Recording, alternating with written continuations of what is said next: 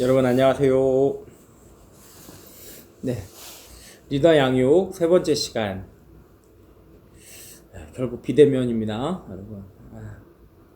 같이 얼굴도 보고 해야지 서로 좀 여러분들의 표정도 좀 확인하고 웃으면서 이렇게 할 수 있을 것 같은데 또 혼자 방에서 이렇게 혼자서 하려니까 뻘쭘하네요. 또 뻘쭘해요. 성탄트리. 주님 오실 날 머지않았죠. 날씨는 점점 추워져 가고 주님 오실 때가 머지않았다라는 신호를 우리들에게 보내주고 있는 것 같아요. 3차 대유행으로 인하여서 오늘 촬영하고 있는 날은 뭐 벌써 600명이 넘었다라는 얘기까지 들려지고 있습니다. 어쨌든 여러분들 각별히 주의하셔서 여러분들 확진되지 않도록 아무튼 건강하시고 또 이런 어려운 때일수록 또 소원하고 기도하는 것들 더 하나님께 더 매달리시고 더 간절한 마음으로 예배하셔서 또 여러분들에게 참 많은 은혜가 더 부어지는 그런 귀한 시간 되었으면 참 좋겠습니다. 오늘 삶과 권위와 순종 21세기에도 필요한가? 안 필요한데요? 이렇게 얘기하는 게 아니죠. 이거는 필요하다는 걸 얘기하고 있는 거죠. 그래서 오늘 본문을 통하여서 과연 성경에서는 그 권위에 대하여 또 순종의 자세에 대하여 어떻게 설명하고 있는지 우리 한번 좀 살펴봤으면 좋겠어요. 학습 목표 보면은 모든 권위에 대한 근원을 알 수 있고 설명할 수 있고 왜 권위가 필요한지의 이유 설명할 수 있고 불순종 행위에 대한 구약의 교훈 배울 수 있고 예수님이 보이신 순종의 모범으로 개인적으로 배워야 할 교훈들을 말할 수 있다. 뭐 이런 것들을 우리가 얻어갈 수 있는 그런 귀한 시간이다. 보람된 시간이다. 할 수 있습니다. 아무튼 어쨌든 우리는 성경에서 말하고 있는 그런 권위나 순종의 자세 우리가 충분히 이제 알 수 있을 것 같아요. 그러므로 인하여서 보이지 아니하시는 최고의 권위자 하나님께 굴복하는 그러한 참된 성도의 자세에도 우리가 살펴볼 수 있겠죠.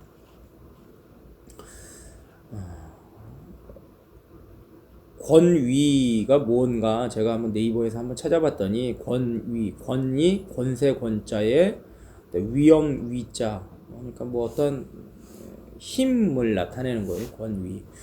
권위가 이제 국어사전에서 보면은 사회 구성원들로부터 인정받는 하나의 영향력이다. 뭐 이렇게 얘기하고 있습니다.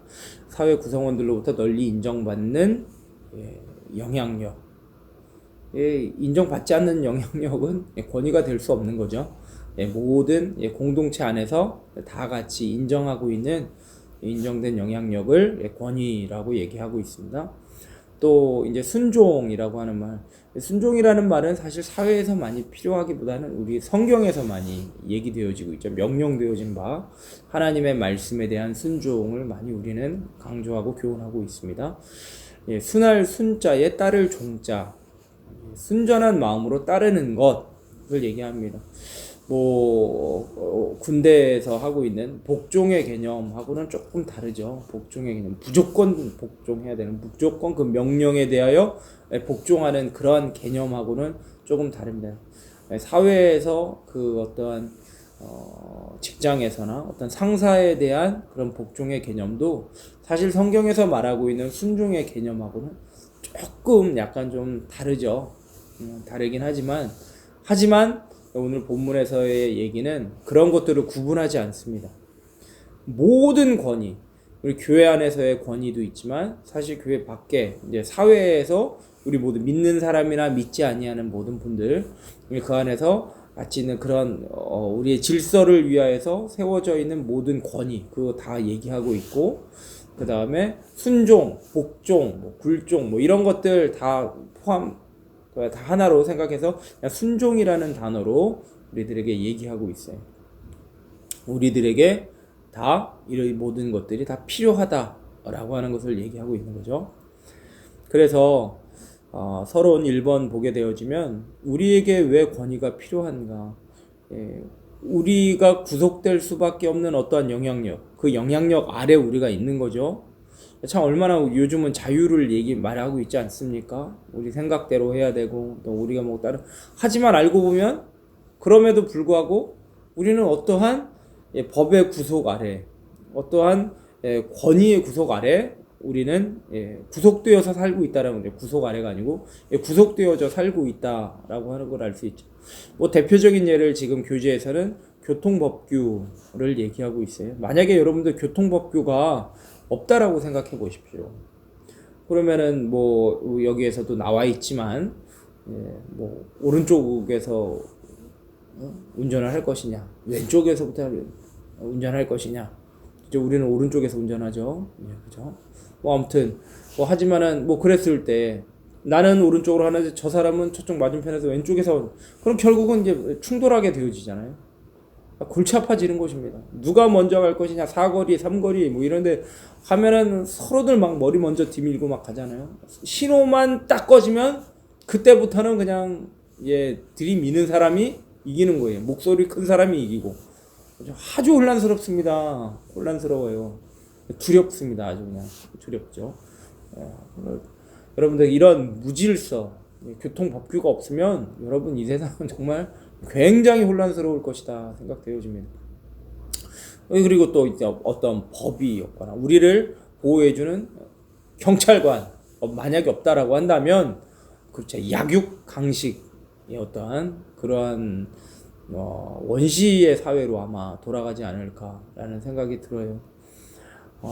우리가 볼 때는 참 뭐 어떤 것에 구속받는 것이 참 어떻게 보면 우리에게는 불편하고 또 어떻게 보면 불필요하다라고 생각할 수도 있겠지만, 아니 우리들에게 있어서 어떠한 우리들의 안전을 위하여서 또 우리들의 어떠한 안녕과 어떤 평화를 위하여서는 이러한 법, 어떤 우리들의 어떤 약속되어진 것, 또 그리고 나름의 권위는 굉장히 필요하다라고 하는 거죠.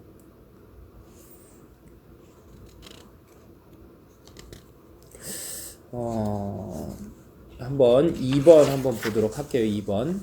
오늘 내용이 좀 상당히 많더라고요. 그래서 내용이 많아서 가급적이면 좀 빨리 진행을 하는 방향으로 해보도록 하겠습니다.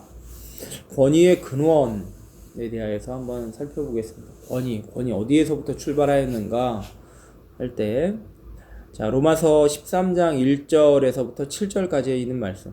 본문이 예시되어 있는 이 본문들이 상당히 길더라고요. 보니까 이걸 다 읽어야 되나, 어떤 거는 35절까지 읽어야 되는데 좀 지혜가 좀 필요할 것 같아요. 여러분들, 각 사람은 1절입니다. 각 사람은 위에 있는 권세들에게 복종하라. 권세는 하나님으로부터 나지 않음이 없나니 모든 권세는 다 하나님께서 정하신 바라. 여러분들, 권세는 다 누구로부터 말미암았다? 하나님으로부터 났다. 권위의 근원은 누구이다? 하나님이세요. 우리가 믿고 섬기고 따르는 나의 아버지 성부 하나님 얘기하고 있는 거예요. 교회의 권위뿐만 아니라 세상의 모든 권세, 권위, 왕, 대통령, 그리고 어떤 모든 필요로 하고 있는 모든 조직에 대한 어떤 리더들, 다 하나하나가 다 누구로부터 말미암았다? 하나님으로부터 말미암았다는 것을 지금 1절에서 얘기하고 있습니다. 그러므로 권세를 거스르는 자는 하나님의 명을 거스림이니 거스르는 자들은 심판을 자취하리라. 여러분, 하나님께서 정하여 주신 권위이기 때문에 그 권위에 대하여 우리가 반발하거나 따르지 않는, 불순종하게 되는 거, 거스르는 경우는 다 누구를 거스르는 거예요? 그 권위자, 권세자보다도 최고의 지존자이신 하나님께 대하여 우리가 거스르는 게 되는 거예요. 하나님께 불복종한 것이 된다라는 것을 얘기합니다. 3절, 다스리는 자들은 선한 일에 대하여 두려움이 되어지지 않고 악한 일에 대하여 되나니 내가 권세를 두려워하지 아니하려느냐. 선을 행하라. 그리하면 그에게 칭찬을 받으리라. 여러분들, 다스리는 자, 이게 다스리는 자라고 하는 건 하나님께서 세워주신 권위자들을 얘기하고 있죠. 권위자들, 뭐 여러 가지가 있을 수 있을 것 같아요. 권위자들. 하지만 그런 권위자들은 선을 행하는 자들에게는 선한 일을 잘 지키는 자들, 순종하고 복종하는 자들에게는 두려움의 대상이 될 수가 없습니다. 하지만 그것에 대하여 거스르거나 악한 것들을 하게 되어지는 자들에게는 바로 두려움의 대상이 되어진다 라고 하는 거죠. 그래서 선을 행하면 권세를 두려워할 필요가 없다라는 의미로서 이 3절을 우리들에게 잘 얘기하고 있습니다. 그러니까 하나님께서 세워주신 그러한 권위를 따르는 것이 우리들에게는 참 중요하고 마땅하다라는 것을 잘 얘기해주고 있습니다. 4절, 그는 하나님의 사역자가 되어 내게 선을 베푸는 자니라. 그러나 네가 악을 행하거든 두려워하라. 그가 공연히 칼을 가지지 아니하였으니 곧 하나님의 사역자가 되어 악을 행하는 자에게 진노하심을 따라 보응하는 자니라. 여러분, 이 세상에 있는 모든 권위자들은 하나님께서 세워준 권위자들이고, 그죠?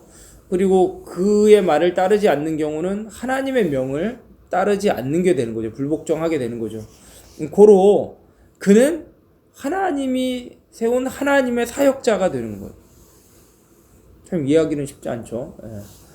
세상 가운데에서는 내가 보면은 참 부도덕한 사람들도 많이 보이고 내 마음에 들지 않는 사람들도 참 많은데, 근데 그들이 다 하나님의 사역자다, 하나님의 종, 그런 우리들의 판단이 생기게 되어지고 그러면서 조금씩 반발하게 되는 거잖아요, 여러분들. 결단코 그렇게 돼서는 안 되고, 하나님이 분명히 로마서 13장의 사도 바울을 통하여 우리들에게 교훈하고 있습니다. 교훈하고 있죠. 그들은 하나님의 사역자들이다 라고 얘기합니다.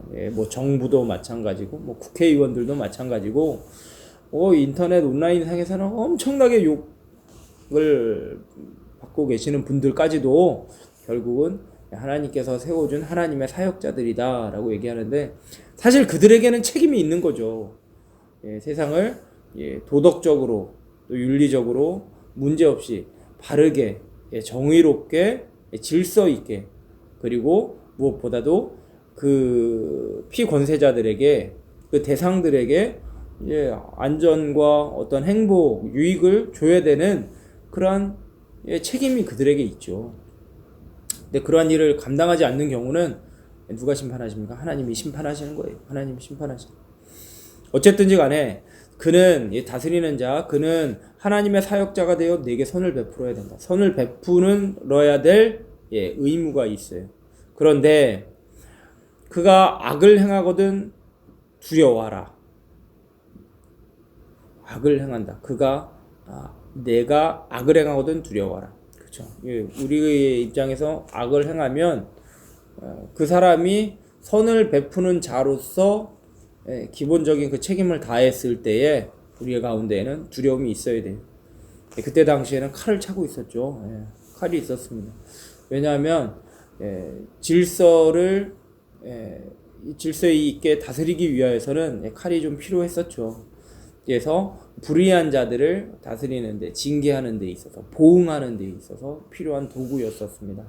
그들이 괜히 칼을 차고 있는 것이 아니다 라고 하는 것. 칼을 가진 이유 왜냐하면 악을 행하는 자를 다스리기 위함이다 라고 하는 것을 얘기하고 있죠. 다스리는 자들을 제대로 그런 역할을 하기 위해서는 나름대로의 그런 힘이 필요하다라는 것을 얘기합니다. 자, 어쨌든지 4절은 그런 의미고요. 5절 보겠습니다. 그러므로 복종하지 아니할 수 없으니 진노 때문에 할 것이 아니라 양심을 따라 할 것이니라. 우리가 다스리는 자들에게 복종해야 되는, 순종해야 되는 두 가지 이유가 있습니다. 첫 번째, 복종하지 않으면 그들의 진노의 대상이 되기 때문에 그렇죠. 아무튼 뭐 그들의 진노 때문에라기보다는 어떤 우리가 정하여진 어떤 법에 위배되어지고 그것에 대한 형벌을 받게 되어지겠죠. 그러기 때문에 우리는 마땅히 복종해야 된다라는 것입니다. 또 한 가지의 의무가 있다라고 한다면, 선을 행하라는 하나님의 말씀이 우리 안에 양심을 통하여서 계속적으로 우리를 깨우치고 있기 때문에 마땅히 우리는 그 법, 그리고 다스리는 자에게 복종해야 된다, 순종해야 된다라고 얘기하고 있습니다. 그래서 6절에 보니까 너희가 조세를 바치는 것도 이로 말미암음이라 그들이 하나님의 일꾼이 되어 바로 이 일에 항상 힘쓰느니라. 우리가 어쨌든지 다스리는 자들이 열심히 잘 일을 할 수 있도록 우리에게 맡겨진 어떤 세금 납부의 의무를 다 해야 된다라고 하는 거죠. 그리고 7절에 보니까 모든 자에게 줄 것을 주되 조세를 받을 자에게 조세를 바치고 관세를 받을 자에게 관세를 바치고 두려워할 자를 두려워하며 존경할 자를 존경하라. 이 7절에 있는 말씀이 어떻게 보면 가장 중요한 포인트가 되어지는 말씀이다 라고 하는 거죠. 다스리는 자에게 우리가 나름대로 그들을 존중해주는 그런 마음으로 또 나름대로의 격을 잘 갖춰주어서 그들에게 힘을 보태줘야지 이 세상을 안정되게 잘 다스려 갈 수 있다라고 하는 것을 말해주고 있습니다.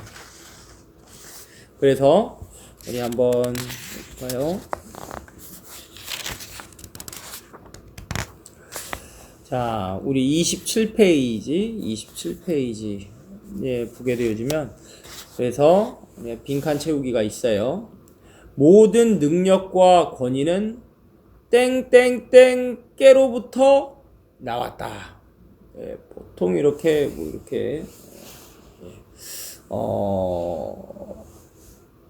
뭐뭐께로부터 나왔다. 이러면은 답이 거의 그쵸. 뭐로부터 나왔죠? 모든 능력과 권위는 하나님께로부터 나왔다. 하나님께로부터 나왔다. 받아 적으시고 하나님이 우주 만물의 근원인 것처럼 하나님은 우주 내에 있는 땡땡의 근원이시다. 무엇의 근원이십니까? 여러분들? 뭐죠? 뭐의 근원? 그쵸. 힘? 권력? 아니죠. 권위의 근원이시다. 권위입니다. 권위의 근원이 되십니다. 그래서 밑에 나와 있네요. 하나님이 권위의 근원이시기 때문에 바울은 로마서에서 기독교인은 하나님이 세우신 세상 권세에 복종해야 한다라고 말하는. 비록 바울은 권위의 부패와 남용을 알고 있었지만 그는 정부의 권위에 복종했고 예수님 자신도 위정자의 권위에 복종하여 결국은 십자가에 달려 돌아가셨죠. 예수님은 바리새인이나 율법사들을 통하여서 이런 독사의 자식들아, 회칠한 무덤 이러면서 그들을 향하여서는 가차없이 그들을 책망하셨지만 사실 법에 있는 자들을 향하여서는 하나님 예수님께서 그들을 향하여서는 그렇게 함부로 말씀하시지 않고 잠잠히 그 권위에 따르셨다라고 하는 것을 볼 수 있습니다. 가장 대표적인 게 결국은 총독 빌라도가 형을 내렸을 때 그 십자가를 달게 받으셨죠. 그것을 우리는 알 수 있습니다. 결국 그게 하나님의 뜻이었지만 얼마든지 하나님의 아들이신 예수 그리스도께서 죄 없으신 예수 그리스도께서 내가 그걸 왜 져? 이렇게 할 수도 있겠지만 하나님 예수님은 그렇게 하시지 않고 모든 인류의 죄를 지시고 그 백성들의 요구대로 그 총독의 요구대로 이 십자가에 못 박히게 되신 거죠. 만약에 여러분들 예수님께서 하나님께 복종하지 않기로 결정하고 십자가에 달리지 아니하셨더라고 한다면 그 결과가 어떠했을지를 한번 생각해 보십시오. 이게 이제 비대면으로 가다 보니까 이런 게 참 어렵네요. 저 혼자서 이렇게 뻘쭘하게 계속 뭔가를 얘기하고 참 이게 입이 어두워가지고 이게 말이 잘 이게 표현이 잘 안 되는 이제 제가 혼자서 이거를 이 영상을 통해서 이거를 리드를 해가야 되니까 어떻게 보면 이게 참 이런 것들이 참 어렵습니다. 뭐 어떻게 하겠어요? 그래도 해야지, 그죠? 만약에 예수님께서 십자가 지시지 않았다면, 만약에 하나님의 명령에 불복종했다면 어땠을 것 같아요, 여러분? 우리는 뭐 그쵸. 예. 우리의 인생은 뭐 희망과 소망 없는 것이고, 예. 그렇지 않겠습니까? 이 세상을 위한 구원의 길이 열리지 않았겠죠. 하나님의 구원의 길, 죄와 사망의 권세로부터 여전히 눌려 있고 본질상 진노의 자녀인데 그대로 그냥 진노에 머물고 있는 그러한 악한 그러한 상황에 놓이게 되어집니다. 예수님도 그렇고 바울도 그렇고 하나님의 뜻을 위하여서 열심으로 한 분은 또 하나님의 모든 법에 순종하시고 또 그리고 마침내 십자가에까지 달려 돌아가셔서 모든 인류에게 믿음으로 인한 하나님의 구원의 길을 열어주신 거죠. 그리고 바울은 또 그 놀라운 복음을 널리 이방 땅에 전파하게 되어지는 이방을 위한 사도로서의 부르심에 순종함으로 말미암아 오늘날 우리들까지도 이 복음을 받고 믿고 또 이렇게 따를 수 있도록 그 길을 열어 주셨다라고 하는 겁니다.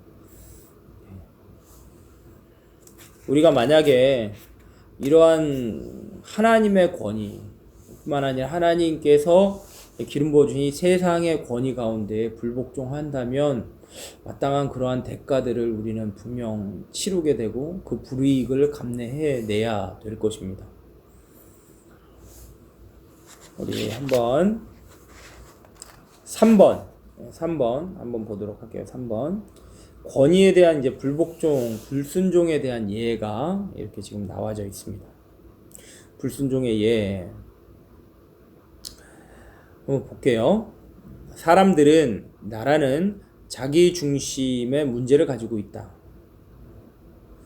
어린아이들에게서도 이런 문제들을 볼 수 있다. 3살 난 소년이 일부러 우유를 부엌 바닥에 엎지르자. 일부러. 예. 바닥에. 여러분들 이런 적 있어요? 괜히 한번 이렇게 까칠하게 한번 해본 적 있죠? 부모님께도 한번 이렇게 반항 한번 해보고 그럴 때가 있잖아요. 요즘은 뭐 어린아이들 예전에 뭐 우리는 사춘기 때 질풍노도의 시기다 뭐 이렇게 얘기하고 있는데 요즘은 그 시기가 굉장히 이제 점점 내려오게 돼서 뭐 그죠? 7살을 뭐라고 그러죠? 예전에는 미운 7살이라고 그랬는데 7살을 요즘은 그렇게 얘기 안 하죠. 죽이고 싶은 7살. 그리고 그 미운이 어디로 내려가냐면 4살, 미운 4살 이렇게 하면. 그러니까 이게 미운, 죽이고 싶은 이게 뭐 실제로 그렇다기보다는 그만큼 일부러 부모 속을 썩이게 되는 그런 어떤 정서의 혼란, 어떤 변화의 시기가 바로 그때 이제 오나 봐요. 아무튼 뭐 그렇습니다. 근데 아무튼 3살 난 소년이 일부러 우유를 부엌 바닥에 엎지르자 엄마는 걸레를 건네면서 딱 이렇게 한 거예요. 근데 어떻게 했습니까?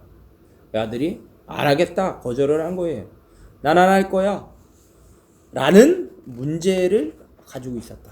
문제를 가지고 있었다. 엄마는 계속 강요하다가 마침내 소년에게 매를 들어야 했고 어린 소년은 울면서 소란을 피웠습니다. 그러나 엄마는 끝까지 고집하며 30분 동안이나 계속적으로 그것을 치우라고 얘기했고 마침내 소년은 그 지저분한 것들 것자기가 엎질러 놓은 거 일부러 엎질러 놓은 우유를 결국은 치우게 되었다라는 거죠. 조금 엎질은 거였어요. 조금 엎질은 우유에 비해 상당히 소란스러운 일로 들리나 그 소년의 엄마는 그녀의 아들이 권위에 복종하는 것을 배우는 것이 얼마나 중요한 것인지를 알고 있었다. 그런 것들을 가르쳐 준 거죠. 권위에 대한 어떤 순종, 복종의 그런 자세를 어린 아들에게 가르쳐 준 것입니다. 엄마를 위해서가 아니라 그 아들을 위하여서 그 인격의 발달을 위하여서 그렇게 한 것이다. 이 경우 권위뿐만 아니라 자기가 잘못에 대한 책임까지도 포함되게 되어 있다라고 하는 거죠. 내가 이렇게 야단을 맞아서 좀 마음이 조금 그럴 수도 있겠지만 뭐 일부러 그런 거니까 뭐 맞아도 싸겠지만 하지만 아무튼 이렇게 하는 것이 잘못된 일이구나. 그리고 나의 잘못은 내가 스스로 이것을 다시 한번 처리해야 되는구나라고 하는 어떤 책임까지도 있다라는 거. 그 잘못에 대한 보상, 어떤 그런 것을 어떤 자세가 이제 필요하다라고 하는 것을 우리는 볼 수가 있습니다. 예전에 이제 저도 어렸을 때 뭐 많은 기억이 있지는 않지만 아버지께서 뭐 이렇게 댁에 계시다가 집이 조금 너저분했던 것 같아요. 근데 어머니는 계시지 않았고 그때 아버지께서 상원아 너 나와서 이게 좀 집 좀 청소 좀 해라 그러신 거예요. 근데 아버지가 평상시에도 청소를 좀 많이 하셨던 편이었어요. 좀 지저분한 거를 좀 참지를 못하시는 성격이셔가지고 약간 좀 깔끔한 거를 좀 원하셨던 것 같아요. 제 어린 기억에 그렇습니다. 어렸을 때 기억에. 그런데 그렇게 해서 이제 청소를 하라고 말씀을 하셨는데 거기다 대놓고서 제가 뭐라고 얘기했냐면 아빠 집이니까 아빠가 청소하세요. 그렇게 얘기한 거예요, 제가. 아주 그러다가 귀신되게 한 대 얻어맞고 울면서 청소한 기억이 나고 있습니다. 아빠 집이니까 아빠가 청소하세요. 참 대범한 아이였어요. 저 보면 까칠했습니다. 까칠했죠. 아무튼 뭐 그랬습니다. 아무튼 여러분들 대들면 손해 많이 봐요, 여러분. 대들면 손해 많이 봅니다. 성경에서는 까닭없이 우리들에게 교훈할 리가 없죠. 교훈하시는 건 분명 하나님의 뜻이기 때문에 그것이 자녀인 우리를 향한 하나님의 마음이기 때문에 그것은 우리는 반드시 따라야겠죠. 내 부모를 공경하라 라고 하는 것, 그 공경의 그 주된 내용은 존중이잖아요. 존중. 어떠한 그가 나에게 어떠한 일을 행하였기 때문에 내가 그에게 보답으로서 하는 그게 아니라 그것은 포지션에 대한 의무예요. 하나님께서 나에게 부모라고 하는 자리에 앉혀주셨다라고 한다면 그 부모에 대해서 우리는 자녀라는 포지션에서 마땅히 그를 부모로서 인정하고 그 부모에 대한 합당한 어떤 자녀로서의 자세를 갖춰주는 것, 이게 사실은 그 십계명에서 말하고 있는 그 공경에 대한 의무라는 것을 볼 수 있죠. 선생님과 또 학생, 제자의 관계도 마찬가지입니다. 선생님들 가운데에서는 좋은 본을 보여주는 선생님도 있지만 그렇지 못한 잘못된 것을 교훈해 주는 경우도 있지만 어쨌든지 그 선생님은 가르쳐 주시는 분이고 우리는 가르침을 받는 학생이기에 그를 존중해 줘야 될 의무가 우리 가운데 기본적으로 담겨져 있습니다. 잘못된 경우는 우리가 반면교사라고 이렇게 얘기하면서 잘못된 것을 교훈받음으로 나는 저렇게 하면 안 되겠구나 라는 것을 깨닫게 해주잖아요. 그런 의미에서 그분도 우리에게 참 많은 것들을 교훈해 주었다. 뼈저리게 느끼게 해주잖아요. 뼈저리게. 난 절대 저렇게 하지 않을 거야. 라는 귀한 교훈을 몸소 우리에게 보여주셨기 때문에 우리는 그거를 따르지 않겠다. 그래서 선생님은 선생님이시다. 이렇게 볼 수 있을 것 같아요. 자, 이제 성경에서 말하고 있는 불순종의 예에 대해서 한 3가지 정도 우리들에게 얘기해 주고 있습니다. 가번 볼게요. 아담과 하와는 하나님께 순종하기보다 오히려 누구의 말에 귀를 기울였습니까, 여러분들? 누구의 말에 귀를 기울였죠? 바로 사탄의 말에 귀를 기울였죠. 사탄. 성경에서는 이제 뱀으로 나왔지만 여기는 사탄이죠. 사탄. 간교한 사탄이었습니다. 창세기 2장 16절 17절 그리고 창세기 3장 1절에서부터 6절 그리고 로마서 5장 19절 상반절 이렇게 나와 있습니다. 앞에서도 얘기했지만 예문이 길어요. 어떻게 하겠어요? 근데 자막 처리할 수도 없고 하지만 이걸 읽어야지 할 수 있다라고 하는 거죠. 창세기 2장 16절에서 17절을 먼저 읽어보도록 하겠습니다. 여호와 하나님이 그 사람에게 명하여 이르시되 동산 각종 나무의 열매는 내가 임의로 먹되 선악을 알게 하는 나무의 열매는 먹지 말라. 내가 먹는 날에는 반드시 죽으리라 하시니라. 말씀하셨죠. 명령하신 거예요. 하나님께서 명령하셨어요. 그런데 뭐라고 얘기합니까? 창세기 3장 1절에서 6절 그런데 뱀은 여호와 하나님이 지으신 들짐승 중에 가장 간교하니라. 뱀이 여자에게 물어 이르되, 하와죠. 여자에게 이르되, 하나님이 참으로 너희에게 동산의 모든 나무의 열매를 먹지 말라 하시더냐? 말이 틀리죠. 지금 동산의 중앙에 있는 선악을 알게 하는 나무의 실과만 따먹지 말라고 했는데 모든 나무의 열매를 먹지 말라 하시더냐? 잘못 지금 꼬아서 얘기하고 있죠. 여자가 뱀에게 말하되, 동산나무의 열매는 우리가 먹을 수 있지만 동산 중앙에 있는 나무의 열매는 하나님의 말씀에 너희는 먹지도 말고 만지지도 말라. 너희가 죽을까 하노라 하셨느니라. 자, 지금 하와가 지금 답변을 하고 있는데, 지금 또 여기에서도 뭔가 답변에서도 뭔가 약간 좀 의심스러워요. 그러니까 하나님의 말씀을 제대로 이해했느냐? 이해를 하지 못했어. 그러니까 너희는 먹지도 말고 만지지도 말라. 너희가 죽을까 하노라 하셨느니라. 먹지 말라고 했죠.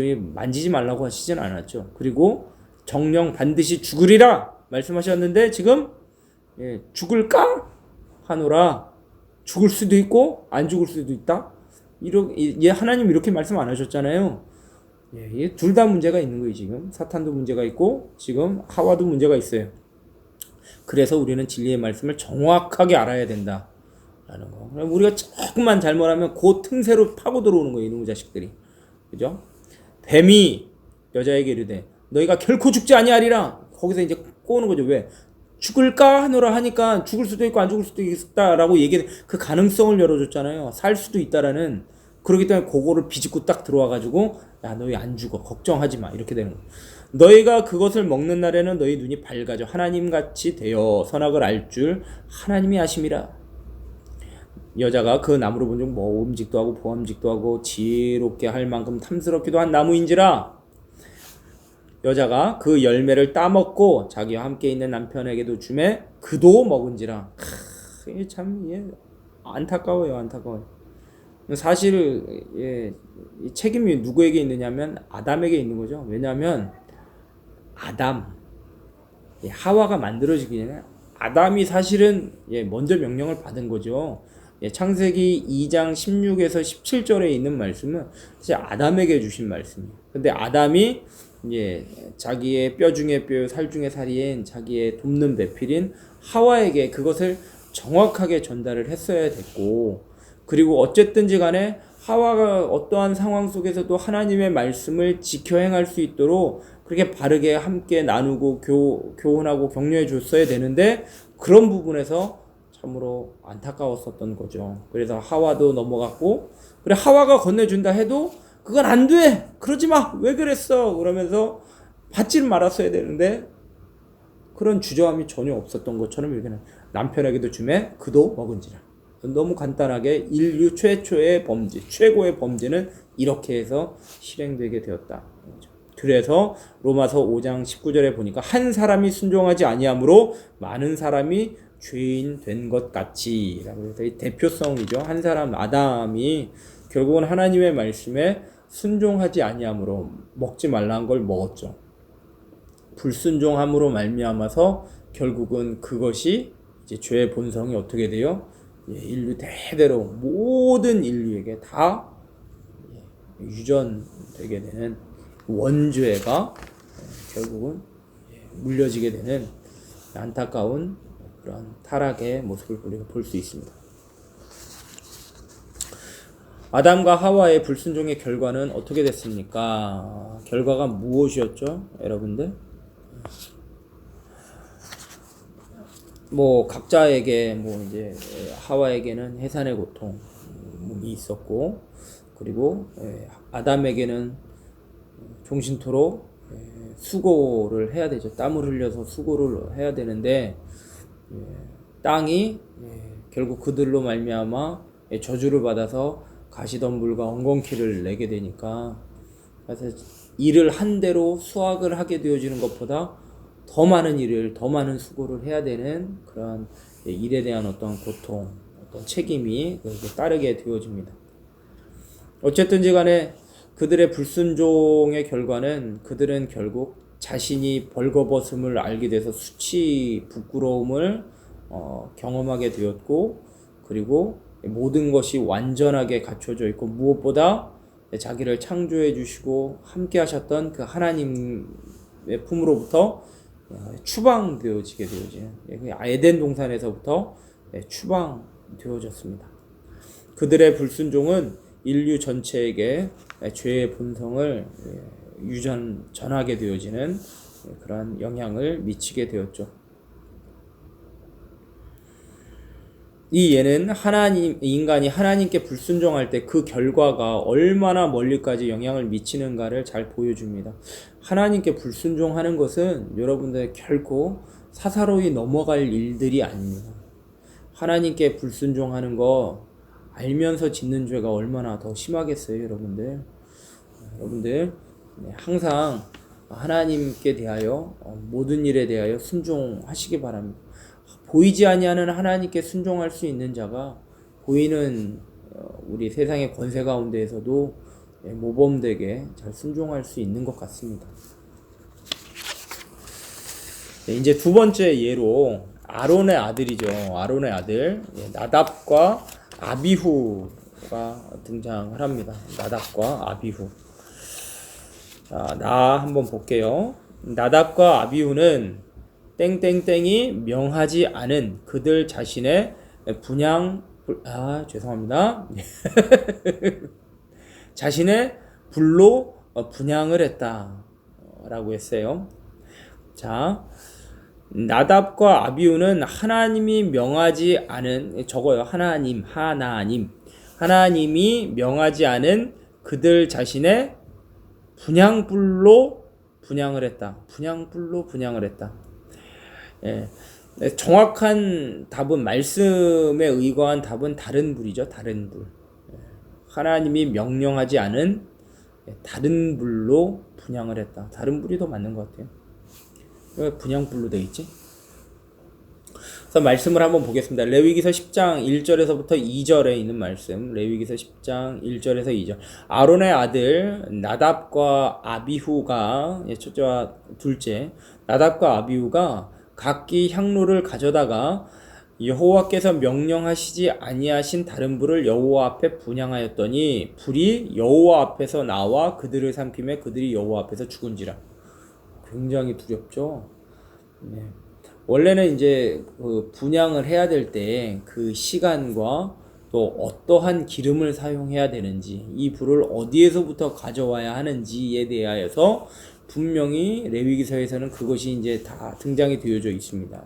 기록이 되어져 있는데 그것을 나답과 아비후는 그것을 지키지 않고 정확하게 그것이 표현이 되지 않고 그냥 다른 불이라고 표현이 되어 있잖아요. 그래서 어떻게 보면 뭐 정결하지 않은 기름을 사용했다든지 아니면은 불을 켜야 되는 그러한 시간들 있죠. 제사장으로서 성소에 불을 켜야 되는 그런 시간이나 어떠한 뭐라 그럴까요? 어떤 방법이라고나 할까? 그 불을 얻는 그런 과정, 이런 것들에 있어서 물론 악의가 있는 것 같지는 않고요.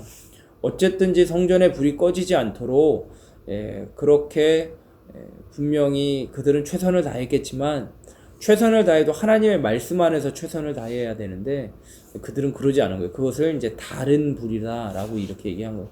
하나님께서 명령하신 그대로를 따른 게 아니라 성경적이지 아니하는 자신의 어떠한 그러한 열심을 가지고 그냥 그 불을 드린 것 같습니다. 그랬더니 그 불이 결국은 자기에게 임한 거죠. 나답과 아비후는 어떠한 불순종을 저질렀는가 라고 했을 때, 아버지가 대제사장이니까, 아론이니까 당연히 그 아들들은 당연히 제사장이었었어요. 어떻게 보면 차기 대제사장감들이었죠. 나답 같은 경우는 더 그렇습니다. 그랬는데 그들은 하나님께서 어떻게 언제 분향할 것인가에 대해서 명확하게 지시하셨음에도 불구하고 그들은 하나님께 대하여 결과적으로는 불순종하고 자신들 마음대로 선택한 분향을 하게 되었다라고 하는 거죠. 그러니까 명령하지 아니한 다른 불을 드렸다. 다른 불을 드렸다라고 하는 거, 그게 불순종. 그래서 불순종의 결과가 뭡니까? 결국 죽음이죠. 죽임 당했습니다. 죽임 당했죠. 불이 여호와 앞에서 나와서 그들을 삼켜버렸다라고 얘기합니다.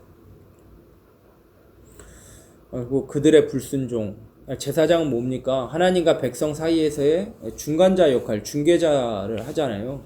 근데 그들의 결국 불순종은 하나님 앞에서 죽임을 당하게 되어지는 엄청난 심판을 받게 되어지죠. 종이라고 하는 것, 저희 자신들을 얘기하는 거예요. 사역자 자신들을 얘기하는 것입니다. 하나님 앞에 우리가 무수하게 예배를 드리잖아요. 그런 예배를 할 때에 그런 어떠한 우리들이 말씀을 준비하고 또 어떤 예배를 앞에서 인도하고 하는 우리들의 이런 모습, 저의 그런 마음의 중심이나 이런 것들을 볼 때 너무 이런 것들이 좀 사실 오히려 좀 굉장히 좀 눌리게 되거나 힘든 경우들이 참 많이 있더라고요. 마침 오늘 또 아침에 꿈을 꿨는데 새벽 예배 갔다 와서 잠깐 이렇게 1시간 반 정도 오늘 피곤해서 이렇게 좀 잠을 잤어요. 잠을 잤는데 주일날 아침이에요. 주일날 아침에 8시에 전혀 생각지도 못했었던 장소 명동에 제가 거기에 있는 거예요. 내 복장이 교회로 바로 갈 수 있는 복장이 아니라 반바지를 입고 있고 반팔을 입고 있더라고요. 근데 8시에요. 평소 제가 주일 8시면 어디 있어야 되냐면 작년 찬양팀을 인도하기 위해서 본당 안에 있어야 될 시간이에요. 그런데 제가 명동에 있는 거예요. 명동에. 근데 제가 꿈속에서 뭘 생각하냐면 집에 가서 옷을 갈아입고 가야겠다. 택시를 잡아요. 거기서 택시를 잡아요. 택시를 잡고 갑니다. 택시를 잡고 가는데 어디로 모실까요? 하는데 우리 집이 어딘지를 모르겠는 거예요. 집이 어디더라? 막 생각을 해봐요. 왕십리인가? 막 생각을 해. 어디지? 근데 생각을 해보는데 그러니까 생각이 안 나니까 어디든 갑시다. 일단 가세요. 이랬던 것 같아요. 일단 가세요. 차는 가요. 가고 있는데 이상한 데로 가고 있는데 그런데 순간 제가 약간 이렇게 눈을 개슴츠레 뜨면서 제가 방이 딱 이렇게 떠올랐어요. 내가 지금 자고 있는 그 방의 환경이 딱 이렇게 떠오르는 거예요. 떠오르면서 꿈속에서 생각하기를 내가 지금 여기서 눈을 떠서 우리 집이 어딘가 보리라. 딱 이렇게 생각을 한 거예요. 그래서 딱 눈을 뜨면서 여기가 우리 집인데 라고 생각하는데 저희 집이 남양주 청량리에 있거든요. 청량리에 있는데 청량리가 생각이 안 나는 거예요. 가위 눌린 거지. 가위 눌려가지고 한참을 막 이러고 있다가 결국에는 그 괴로움 속에 잠을 헐떡했다는 거. 헐떡했죠. 뭘 얘기하고 싶냐면 이 억눌리는 거예요. 약간 미안해요. 쓸데없는 꿈 얘기를 해가지고 이게 사역자들은 하나님께 어떤 예배를 준비하는 자로서 거룩과 정결함을 지켜야 되는데 그러지 못하는 경우들이 있다는 것은 참 반성해야 될 일이 아닌가라는 생각을 해봅니다. 안일하게 서는 것 아닌가, 익숙한 대로 서려고 하는 거 아닌가 이런 생각을 해봅니다. 나답과 아비후의 이 다른 부를 드린 이 교훈은 평생을 안고 가야 될 부분인 것 같아요. 아무튼 여러분들도 예배자죠. 예배자. 영과 진리로 거룩한 산 제물로 하나님 앞에 예배해야 되는, 영적 예배를 드려야 되는 예배자들이잖아요. 그런 의미에서 우리가 예배할 때 예배에 어떤 참여해서 하나님께 영광을 올려드려야 된다는 그 결과를 나타낼 때 우리는 과연 예배를 얼만큼 준비하고 하나님께서 원하시는 방법으로 하나님 예비하라고 하신 그 불을 가지고 우리가 하나님 앞에 예배하는가 라고 생각해 볼 때 우리는 그러지 못하는 경우가 참 많지 않은가 라는 생각을 해봅니다. 제 자신을 두고서 얘기하는 거예요. 어쨌든지 간에 그들은 죽임을 당했습니다. 바로 즉각적으로 죽임을 당했죠. 얼마나 무섭습니까? 이 불순종의 예는 구약 전체에 걸친 제사, 분향 및 제사장직 제도에 인간이 하나님과 관련을 맺는 방법에 영향을 미치기 때문에 아주 중요하다 얘기합니다. 하나님은 그의 백성에게 하나님께서 규정하신 대로 예배드리는 것이 얼마나 중대한 것인지를 나타내 보여주셨다. 어쨌든지 간에 예배 하나님께 대한 예배에 대해 결국 하나님께 대한 순종에 대한 부분 분명히 우리들에게 얘기하고 있죠. 자, 다번 볼게요. 다번. 아론과 미리암은 땡땡땡께서 이스라엘 자손의 지도자로 명한 모세를 어떻게 했다? 그죠? 땡땡했다. 이렇게 돼 있죠. 하나님께서 이스라엘 자손의 지도자로 명한 모세를 비방했다. 라고 하는 비방. 민수기서 12장 1절에서부터 15절에 있는 말씀을 한번 성경을 보고서 읽었으면 참 좋겠는데, 여기까지는 읽어보겠습니다. 1절에서부터 10. 우리 민수기 12장 1절에서부터 15절에 있는 말씀. 자, 그냥 간단하게 일단 한번 읽어보겠습니다. 모세가 구스 여자를 취하였더니 그 구스 여자를 취하였으므로 미리암과 아론이 모세를 비방하니라. 자, 하나님께서 정하여 준 이스라엘의 지도자죠. 지도자인데 모세를 세웠는데 그 모세를 향하여 비방을 하게 돼요. 미리암과 아론이 이제 미리암은 누나고, 그죠? 또 아론은 사촌 형이죠. 그런데 그들을 향하여서 비방을 하게 되어집니다. 그 비방을 하게 된 그게 뭐 때문이냐라고 하면은 이제 모세가 구스 여자를 취했다라고 하는 거죠. 구스 여자라고 한다면 지금으로 얘기하면 이디오피아라고 얘기합니다. 정확히 얘기하면 뭐 수단이라고 얘기하고 있는데 그것을 향하여서 그걸 비난하게 되어진 거죠. 자, 미리암과 아론이 어떠한 불순종을 저질렀는가. 죄송해요. 이게 본문을 다 읽으면 시간이 너무 흘러갈 것 같아서 여러분들이 꼭 1절에서부터 15절까지는 여러분들이 꼭 읽어주셨으면 좋겠습니다. 미리암과 아론은 어떠한 불순종을 저질렀는가 라고 한번 보면 어떠한 불순종을 저질렀죠. 근데 어쨌든지 간에 그들은 모세의 권위에 대하여서 질투를 했어요.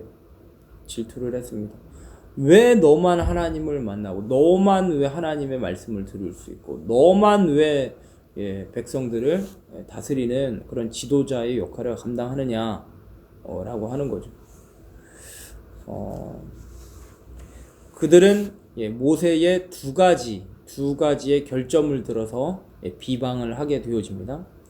그래서 이제 두 번째 보시면 미리암과 아론은 모세의 어떤 점을 핑계로 이용을 했는가 라고 했으면 첫째는 아까 얘기했던 대로 모세는 구스의 여자와 결혼한 것을 비난했고요. 두 번째는 뭐냐면 사실상 모세가 자기들보다 무엇이 더 그렇게 중요한 것인가에 대한 의의를 제기한 것입니다. 하나님께서는 자기들도 사용을 하고 계시는 것 같은데 형제 자매인 자신들의 어떤 도움이 없었더라고 한다면 오늘 모세가 어디에 서 있을 것인가 라고 이렇게 도전했어요.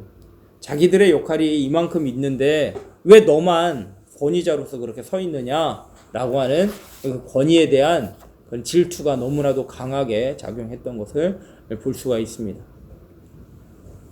어쨌든 하나님께서는 이러한 비방을 하나님과 모세에 대한 특별한 관계를 지적하심으로써 신속하고 확고하게 처리하셨다. 하나님께서는 환상으로 모세에게 접근하시지 아니하시고 대신 친구처럼 모세에게 얼굴과 얼굴을 대하여서 말씀해 주셨습니다. 그들을 볼 수 있도록 그렇게 하신 거죠. 비록 모세보다 위인 형제 자매일지라 할지라도 하나님께서 모세에게 주신 권위에 이들이 감히 도전할 자격은 없었다. 그 권위는 하나님께서 주셨기 때문이다. 그런 경우들 있죠. 이 사람이 더 훌륭한 것 같아요. 내가 볼 때는 이 사람이 더 훌륭한 것 같은데 이 사람보다 더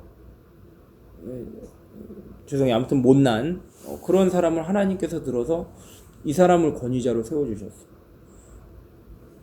저 사람보다 내가 더 나은 것 같은데 왜 저 사람을 쓰시지?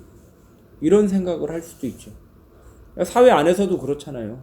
사회 안에서도 보면은 저 사람은 더 부도덕한 일을 행하는 것 같은데 저 사람은 승진이 더 빨라 보면은. 근데 다 그러한 부분에서 하나님께서 주시는 분명한 그런 메시지, 뜻, 하나님의 그런 섭리가 분명히 있다라는 것을 우리는 볼 수 있습니다.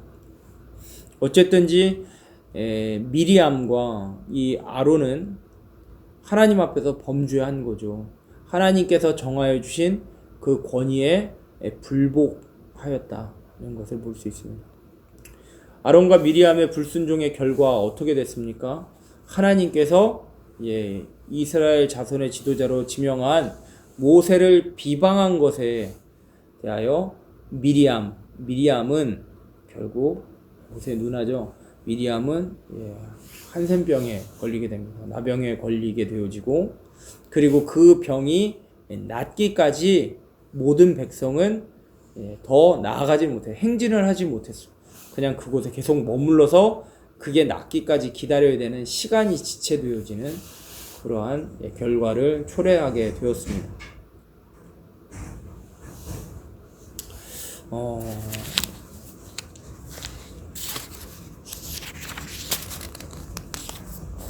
한번 예화를 하나 볼까요? 예화. 미국의 한 기업 젊은 직원이 자기의 보스가 일을 잘못하고 있다고 생각하고 HCM 휴먼 캐피탈 매니지먼트 담당자를 찾아갔다고 합니다. 담당자는 그 이야기를 검토해 본 후에 문제의 장본인이 보스가 아니라 비판적인 젊은 직원이라는 결론을 내리게 됩니다. 그 젊은 직원은 자신에게 문제가 있다는 것은 전혀 생각하지 않은 채 자기의 보스와 조직에 지극히 비판적인 태도만 취하고 있었다는 것. 젊은 직원은 HCM 담당자와 상담한 후 자기에게 문제가 있음을 발견하게 되어집니다.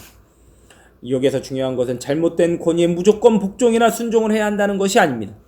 이해처럼 관계된 분야에 적절한 사람에게 자신의 불만에 대한 객관성을 성립하는 것이 더 중요하다. 이게 말이 어렵니다. 자, 자신의 동기와 불만이 주관적일 뿐 정당성이 없을 때에는 보스의 권위에 존중해주는 자세 또한 중요하다 라고 하는 거. 어쨌든지 우리는 앞에서도 얘기하고 있지만은 어떤 나의 어떤 이기적인 그런 생각들, 그러니까 내 생각이 옳다라고 하는 어떤 그런 생각들이 결국은 반발을 하게 되어지는 원인이 되는 경우들이 참 많이 있죠. 저 사람은 참 저런 거 잘못하는 것 같은데, 근데 그것이 자꾸 내 안에서 쌓이다 보면 결국 그게 이제 폭발하게 되어지는 거예요. 입 밖으로 나아가게 되면 그게 이제 비방이 되어지는 것이고, 근데 앞에서 이끄는 사람의 입장에서 보면 그런 비방들이 너무 힘들어요. 여기저기서 막 이렇게 수군수군하는 것들, 그런 것들은 참 힘든 경우들이 있는데, 하나님께서 정하여 주신 하나님의 권위라면 로마서 13장 1절 우리가 봤었던 것처럼 모든 권위는 하나님으로부터 비롯된 것이라고 한다면 우리는 그 권위에 대하여서 복종까지는 아니더라도 일단은 존중해 줘야 되는 그런 마음의 어떤 그런 태도가 필요하지 않을까라는 생각이 들게 되어집니다. 이 세상 참 여러분들 거꾸로 돌아가는 것 같죠. 요지경 뭐 이런 노래도 있고, 요즘은 뭐 나훈아 씨의 아주 히트곡이죠. 테스 형 노래잖아요. 소크라테스 내 자신을 알라 이런 건데, 우리의 자신을 잘 알고 발견하는 거 참 그 무엇보다도 참 중요한 것 같아요. 보통 이제 죄를 짓게 되면, 죄라는 말 여러분들 참 싫죠.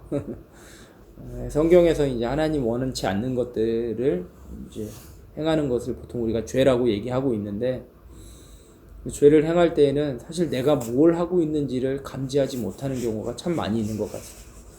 하나님의 말씀에 대하여서도 무감각해지고, 어떤 나의 선악을 분별하는 그 분별력으로부터도 굉장히 무감각해지는 경우가 참 많은 것 같아요. 죄를 짓는 그 상황 가운데서는 그렇습니다. 그러다가 성령 하나님이 나에게 찔림을 주시면서 다시금 깨우치게 되고, 아, 잘못된 거구나, 그러면서 우리가 회개의 자리로 나아가게 하죠. 믿지 아니하는 사람들도 이 소크라테스의 말을 굉장히 겸허하게 듣지 않습니까? 내 자신을 알라. 그죠? 우리 자신을 알아야 됩니다. 자신을 깨닫기 위해서는 국어와 수학을 잘해야 된다고 얘기하고 있잖아요. 그렇죠?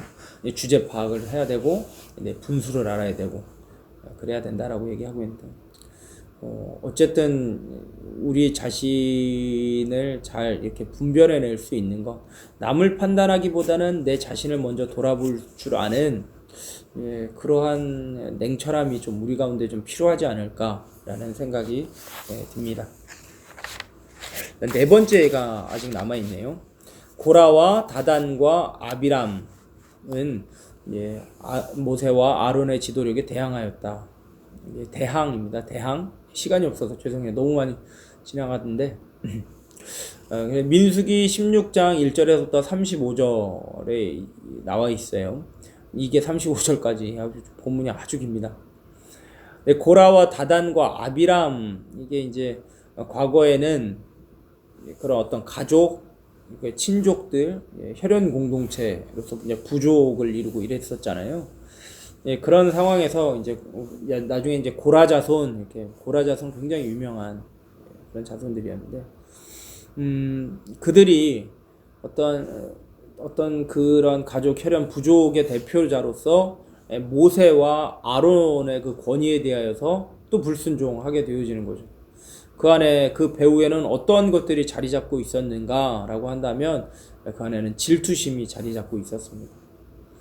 그리고 당연히 그 질투심으로 말미암아 모세와 아론의 편, 하나님의 편에 반대편에 서게 되어 있었죠. 그래서 하나님이 선택한 지도자들의 권위를 거부하고 스스로를 더욱더 드러내고 자리를 차지하려고 했었습니다.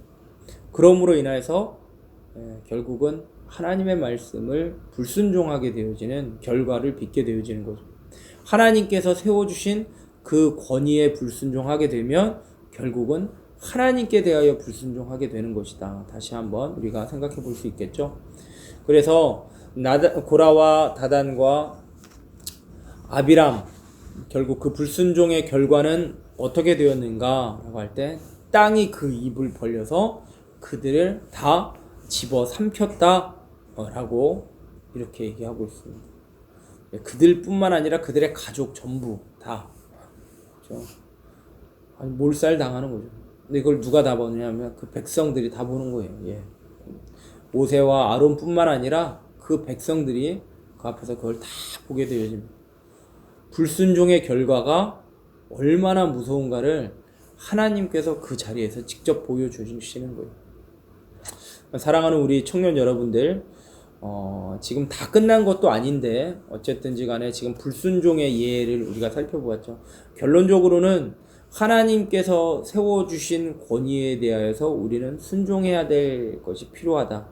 근데 물론 그걸 이제 다스리는 자, 어떻게 보면은 또 그것에 이제 순복하고 따르는 자, 뭐 이렇게 구분을 짓기는 하지만 사실 다스리는 자는 절대로 그 권위를 내세워서 할 수는 없죠.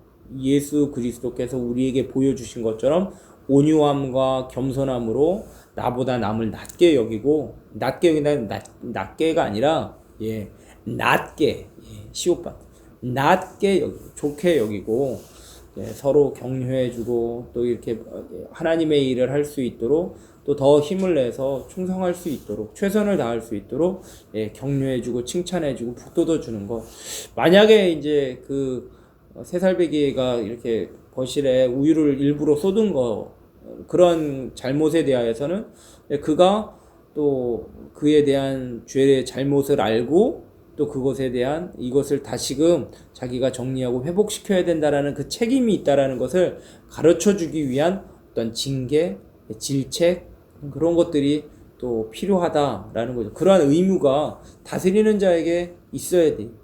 선한 것으로 다스리려고 하는, 선한 방향으로 하나님의 뜻으로 인도하려고 하는 그러한 마음의 자세, 기본적인 것들은 분명히 필요하다라고 하는 거죠. 그런 것이 있는 다스리는 자들을 향하여서 우리는 존중해 줘야 되고, 그 말이 내 마음속에서 조금 반발이 일어난다 할지라도, 질투가 일어난다 할지라도 하나님을 바라보면서 그것을 잘 따라줘야 된다라는 것을 우리가 한번 생각해 볼 수가 있을 것 같습니다.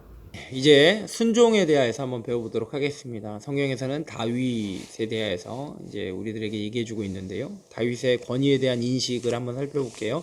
사무엘상 16장 1절에서부터 13절까지 있는 말씀은 권위에 대해서 무엇을 말해주고 있습니까?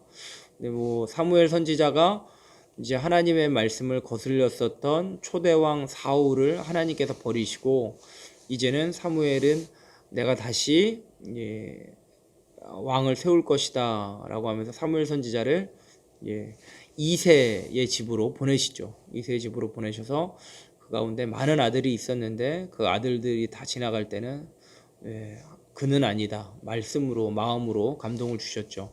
그러고 난 다음에 뭐 6제까지 다 지나가고 난 다음에 아무 말씀이 없자 아무도 그 안에 있지를 않자 사무엘이 이새에게 물어보죠. 더 아들이 없느냐라고 했을 때 막둥이가 지금 양을 치고 있다라고 하면서 그걸 속히 불러오라고. 아니라 다를까 그 소년 햇띤 소년이 지나갈 때 바로 그가 내가 기름 부을 자니라 말씀해 주셨습니다.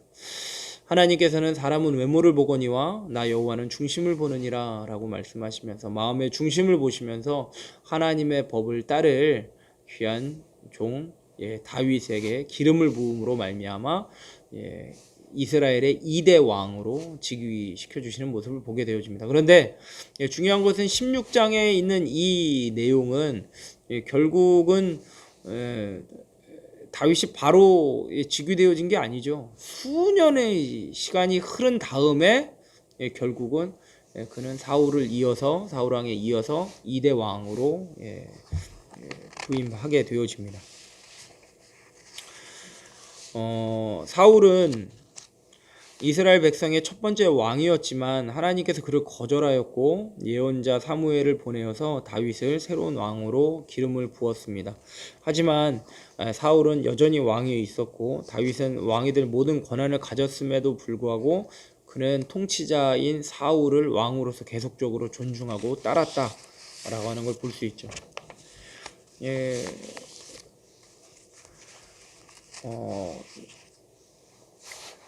사무엘로부터 다윗이 왕의 기름 부음을 받고 난 다음에 그는 하프를 들고 있는 수금을 타는 자로서 왕의 곁을 지켰습니다. 사울왕 곁을 지켰죠.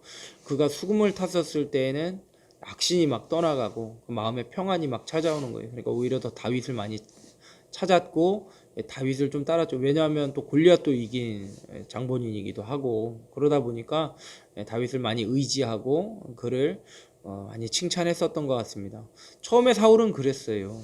하나님의 말씀도 잘 귀를 기울였고 그랬습니다. 그런데 점차 가면 갈수록 자기의 중심을 따르는 그런 악한 왕으로 변질되어져 가죠. 다윗이 결국 하나님의 함께 하심으로 말미암아 승승장구하게 되자 백성들이 다윗을 많이 찬양했어요. 그중 가운데 아주 사울의 마음에 걸리게 하는 찬양이 있었죠. 뭐냐면 사울은 천천히요 다윗은 만만이다 라고 해서 다윗이 훨씬 더 힘이 세고 능력이 있다라고 하는 것을 찬양하게 되자 백성들의 그 마음에 결국은 사울이 다윗을 질투하게 되어집니다. 그래서 결국은 수금을 타고 있는 다윗에게 창을 던지기도 하고 죽이려고 온갖 발악을 다 하게 되어지는 모습을 보게 됩니다. 그럼에도 불구하고 다윗은 왕이 되기 전 사울이 죽기 전까지 충성을 다해서 사울을 존중했고 따랐다라고 하는 걸 볼 수 있어요. 자, 선구를 한번 보게 되어지면 사무엘상 24장 4절에서부터 6절까지에 있는 내용을 보게 되어지면 두 가지의 내용입니다. 24장과 26장에 있는 내용이에요. 한 번은 이제 다윗이 아둘람굴이라고 그러죠. 아둘람굴 안에서 이제 사회에서 버림받은 자들, 그래서 자기를 포함해 자기와 같은 도망자의 신세, 고립되어 있거나 아니면은 소외되어진 계층들, 불쌍한 영혼들이죠. 그러한 영혼들과 함께 한 400여 명이 같이 있었다라고 이렇게 우리들에게 증언하고 있습니다. 사울왕 블레셋과 싸우고 나고 난 다음에 블레셋 사람들을 막 쫓아가고 있는 그런 상황 속에서 누가 이렇게 제보를 해요. 백성 중에 한 명이 제보를 합니다. 지금 다윗이 지금 엔게디 광야에 피신되어 있습니다. 그러니까 적군 블레셋을 쫓아가는 거를 잠시 놔두고 미친 거죠. 다윗을 쫓으러 갑니다. 국가의 안위보다 자기의 원수를 죽이려고 하는 그러한 제정신이 아닌 왕의 모습을 볼 수 있습니다. 그래서 바로 군사 3,000명을 데리고서 엔게디 광야로 갑니다. 엔게디 광야를 갔는데 다윗을 쫓다 말고 갑자기 생리현상으로 인하여서 그가 응가를 하려고 보니까 굴이 있어요. 굴 안으로 들어갑니다. 굴 안에서 응가를 보게 되어지는 것이죠.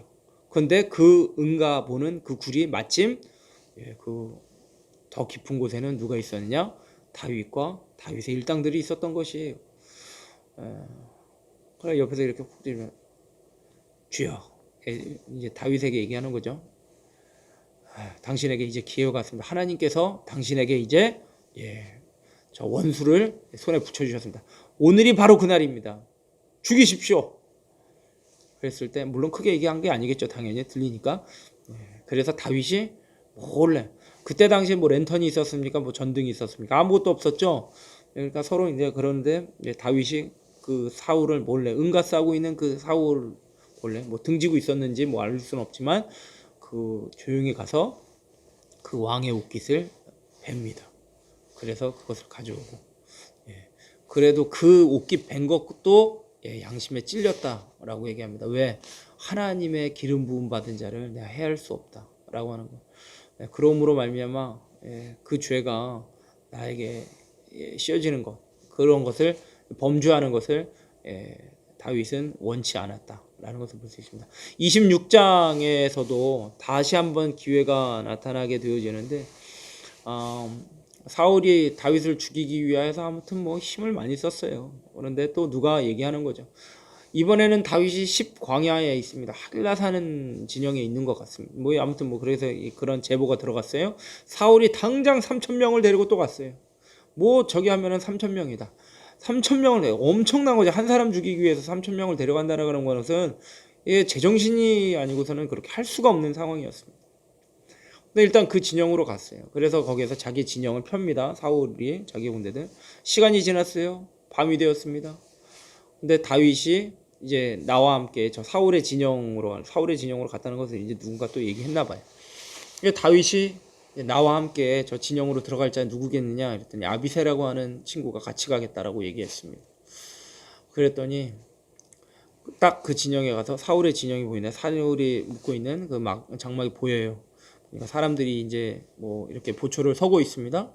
그런 상황 가운데 있는데 네가 아비새가 먼저 얘기하죠. 저를 보내서 그를 쳐 죽이게 하여 주시옵소서. 내가 창으로 찔러 죽일 텐데 두 번 찌를 필요 없이 확실하게 제가 그에게 꽂겠습니다 라고까지 얘기합니다. 절호의 기회였죠. 누가 봐도 죽일 수 있는 상황이었습니다. 그런데 다윗은 그것을 거절하고 그래서는 안 된다. 그의 머리맡에 있는 물병과 창만 가지고 와라 라고 이렇게 얘기합니다. 내가 기름 부음 받은 자를 결코 하나님의 기름 부음 받은 자를 해할 수 없다라고 이렇게 고백을 하게 됩니다. 다해 보니까 다윗의 권위에 대한 인식에 대하여서 토론해 보아라 라고 얘기합니다. 사울은 여러 번 다윗을 죽이려고 시도했습니다. 반면에 다윗은 사울의 생명을 취할 수 있는 기회가 많이 있었지만 거절했죠. 심지어 다윗과 그의 사람들이 숨어있는 바로 그 굴 깊은 곳으로 사울이 들어왔을 때에도 다윗은 자기를 죽이려고 하는 사람의 생명을 취할 것을 거절했습니다. 사울을 한 개인으로 어떻게 생각했는지 상관없이 다윗은 사울을 이스라엘의 기름 부음 받은 자, 하나님께서 주어진 그의 권위 존중하였습니다. 문제를 자신의 손으로 해결하기보다는 다윗은 하나님께서 사울을 왕위에서 물러나게 하시고 자신을 왕의 자리에 보내실 때까지 기다렸습니다. 왜? 자기가 왕의 기름 부음 받았잖아요. 하나님의 때를 기다리는 거예요. 권위에 굴복하면서 순종하면서 하나님의 때를 기다렸습니다. 그런데 그 굴복하며 순종하는 그 기간이 너무나도 고되고 너무 오랫동안 기다렸어요. 그럼에도 불구하고 그는 말씀을 지켜서 끝까지 나아갔습니다. 그 왕이 나의 생명을 취하려고 그렇게까지 괴롭히는 상황임에도 불구하고 다윗은 하나님의 기름 부음 받은 그 권위에 굴복할 줄 알았다라고 하는 것입니다. 우리들의 사회생활, 군대생활, 캠퍼스 생활, 선배나 상사나 고참들, 내 주변에 있는 사람들이 나를 해코지하고 또 나를 능욕하는 그런 상황들도, 그런 억울한 일 당할 때도 있습니다. 하지만 그런 경우에도 무작정 내 생각대로 하기보다는, 어떤 내 주관적인 생각보다는 하나님께서 주시는 생각, 하나님은 어떠한 말씀으로 그에게 행하시는지, 심판은 하나님께서 행하신다라고 얘기하고 있죠. 로마서 12장에 보게 되어지면 너희들이 할 수만 있거든 모든 사람들과 함께 화목하라 라고까지 말씀하고 있죠. 그리고 베드로 전서인가요?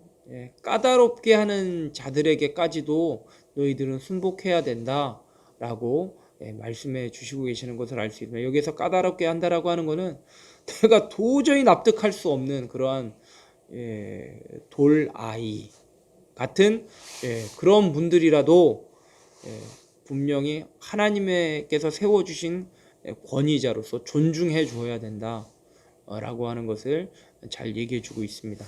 계속해서 예수님의 순종에 대하여서 우리 한번 살펴보도록 하겠습니다. 예수님의 순종. 빌립보서 2장 5절에서부터 11절까지에 있는 말씀을 한번 보도록 할게요. 너희 안에 이 마음을 품으라고 그리스도 예수의 마음이니 그는 근본 하나님의 본체시나 하나님과 동등됨을 취할 것으로 여기지 아니하시고 오히려 자기를 비워 종의 형체를 가지사 사람들과 같이 되셔 사람의 모양으로 나타나사 자기를 낮추시고 죽기까지 복종하셨으니 곧 십자가에 죽으심이라. 이러므로 하나님이 그를 지극히 높여 모든 이름 위에 뛰어난 이름을 주사 하늘에 있는 자들과 땅에 있는 자들과 땅 아래에 있는 자들로 모든 무릎을 예수의 이름에 꿇게 하시고 모든 입으로 예수 그리스도를 주라 시인하여 하나님 아버지께 영광을 돌리게 하셨느니라. 자, 여러분, 이 위의 구절에 의하면 예수님 어떻게 하셨습니까? 예수님께서는 하나님의 본체이시지만 하나님의 동등됨으로 하나님과 동등됨을 취하지 아니하시고 자기를 비워서 종의 형체를 가지사 사람들과 같이 되시고 또 사람의 모양으로 나타나사 자기를 낮추셨으니 죽기까지 충성하셨으니 십자가에 달려 죽으셨다라고 하는 것을 얘기하고 있죠. 예수님은 어떤 분이십니까? 여러분, 예수님은 삼위일체 하나님, 제2위 성부, 성자 하나님이시죠. 하나님이십니다. 결단코 이 모든 성부, 성자, 성령 하나님, 이 삼위의 하나님은 세계의 위격. 하지만은 이 모든 것들이 분리되어지지 아니하고 구분은 되지만 분리되어지지 아니하는 결단코 상하의 어떠한 그런 관계가 전혀 아니다라고 하는 것을 얘기해주고 있습니다. 삼위일체 한 분이신 세계의 위격이 하나라고 하는 것을 얘기하고 있죠. 그러므로 하나님의 본체이신 예수 그리스도께서 하나님께 부여되어 있는 절대적인 영광과 어떤 그러한 명예 특권 그런 것들이 다 계시는 그냥 하나님이시죠. 그런데 하나님께서는 기꺼이 성자로서 하나님께 복종하기를 선택하셨습니다. 예수님 하나님의 특권을 잠시 동안 버리시고 순종과 겸손의 삶을 살기 위해 인간의 모습을 취하셨습니다. 하나님 아버지의 권위에 순종하여서 죄인 중 하나로 멸시를 당하는 그 죽음의 자기신을 기꺼이 내어주셨습니다. 그래서 권위에 대한 순종, 이게 이제 빈칸 채우기죠. 권위에 대한 순종, 으뜸가는 모범은 바로 예수 그리스도이십니다. 라고 이렇게 얘기하고 있습니다.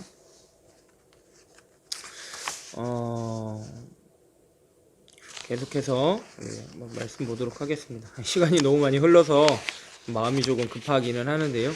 제가 읽으면서 바로바로 하도록 할게요. 자, 요한복음 8장 28절에서 29절을 읽으라 이렇게 되어 있어요. 이에 예수께서 이르시되 너희가 인자를 든 후에 십자가에 달리신 거 얘기하죠. 내가 그인 줄을 알고, 결국 하나님의 아들 그리고 그리스도이라는 것, 너희가 그인 줄을 알고 또 내가 스스로 아무것도 하지 아니하고 오직 아버지께서 가르치신 대로 이러한 것을 말하는 줄도 알리라. 예수님 본인의 말씀이 아니라 하나님께서 하신 말씀을 그대로 대언하셨다라고 하는 것. 그러니까 하나님의 구속된 자의 삶으로서 살아가는 그런 삶의 모범을 우리들에게 보여주신 거죠. 이게 순종의 삶을 얘기하는. 나를 보내신 이가 나와 함께 하시도다. 나는 항상 그가 기뻐하시는 일을 행함으로 나를 혼자 두지 아니하셨느니라. 예수님은 항상 하나님의 일을 행하셨죠. 하나님 기뻐하시는 일을 행하셨기 때문에 하나님도 나와 함께 하신다라는 것을 말씀해 주십니다. 위의 말씀에 따르면 예수님은 지상에 계실 때 어떻게 하셨습니까? 예수님께서는 하나님의 말씀대로 하나님께서 가르쳐 주시는 대로 가르쳐 주셨습니다. 하나님께서 기뻐하시는 일을 행하셨습니다. 지극히 하나님의 권위에 대한 순종의 삶의 모범을 보여주셨다는 것을 우리는 알 수 있겠죠. 2번 보도록 할게요. 하나님의 아들이 땡땡땡 무엇을 하기보다는 하나님 아버지께 땡땡 할진대 하물며 우리 믿는 자들은 얼마나 더 순종해야 할까? 2번의 답은 스스로 무엇을 하기보다는 하나님 아버지께 순종할진대 하물며 우리 믿는 자들은 얼마나 더 순종해야 할까? 그런 거죠. 3번 순종의 비결은 권위를 가진 자가 땡땡땡땡땡땡 바를 행하는 것이다. 어때요, 여러분들? 이게 정답에 감이 옵니까?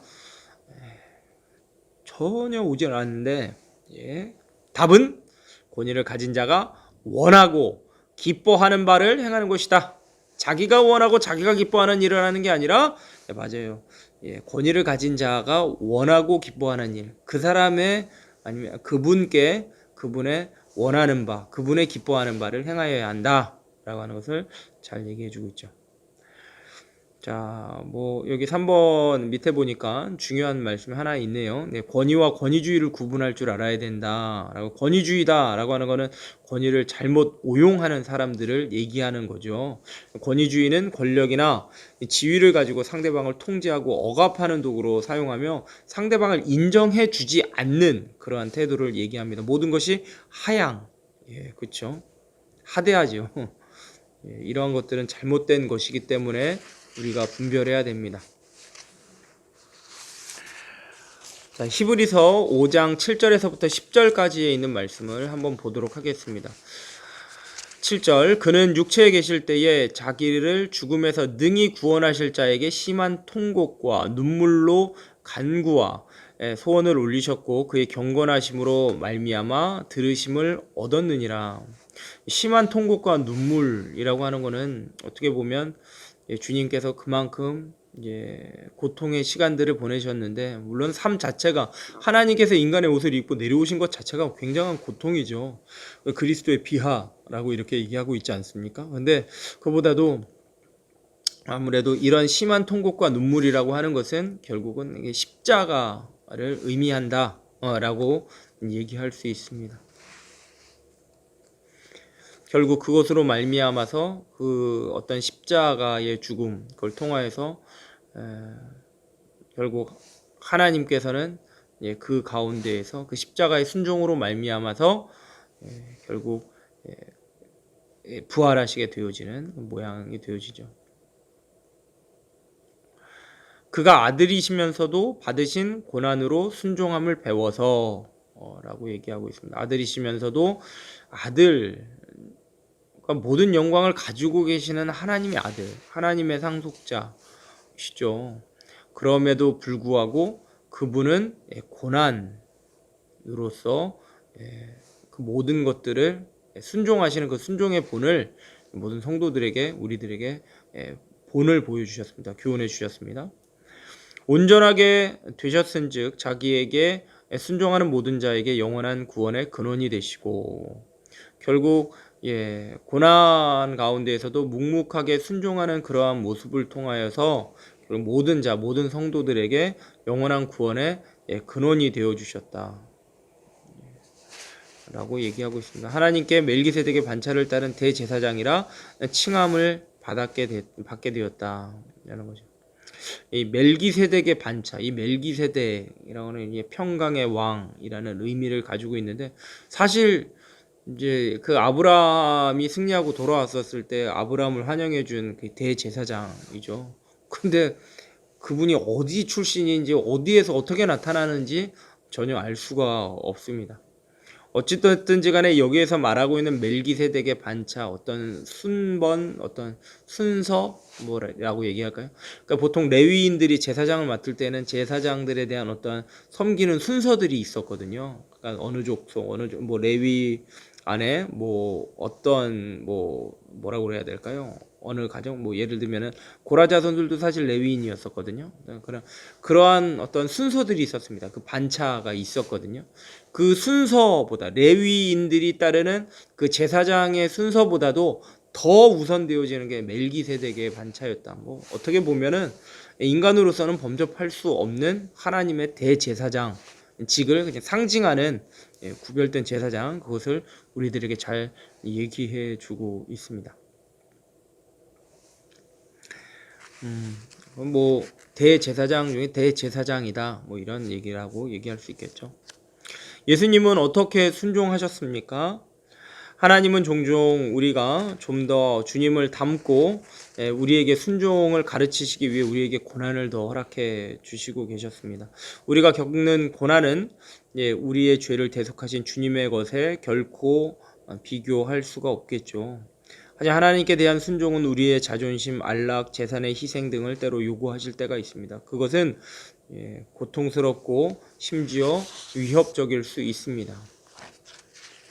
그러니까 예수님께서 감당하신, 예수님은 고난이 분명히 있음에도 불구하고 그 고난을 감내하시면서까지 죽기까지 주님 앞에 복종하셨다라는 것을 우리는 알 수 있죠. 주님을 따르는 우리들에게서도 마찬가지로 우리에게도 고난을 받아야 한다라고 하는 것을 우리는 알 수가 있습니다. 우리 로마서에 있는 말씀 잘 알고 계시죠? 우리 로마서 8장에 있는 말씀입니다. 우리 8장에 있는 말씀 중에 17절에 있는 말씀을 보게 되면 8장 17절, 로마서 8장 17절에 자녀이면 또한 상속자 곧 하나님의 상속자요 그리스도와 함께한 상속자이니, 그리스도와 함께한 하나님의 유업을 받는 상속자라는 거죠. 어마어마하죠. 우리가 그와 함께 영광을 받기 위하여 고난도 함께 받아야 할 것이니라.